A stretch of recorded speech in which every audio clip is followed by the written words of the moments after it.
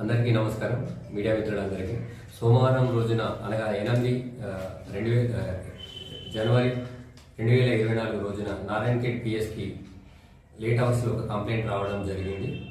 ఇటు కంప్లైంట్లో మృతురాలైనటువంటి Anjum బేగంని నారాయణఖేడ్లోని SBI bank దగ్గర లతీఫ్ ఇంటి పైన రెంటెడ్ హౌస్లో ఎవరో గుర్తు తెలియని వ్యక్తులు కొట్టి చంపారని చెప్పి ఫిర్యాదు అందడం జరిగింది.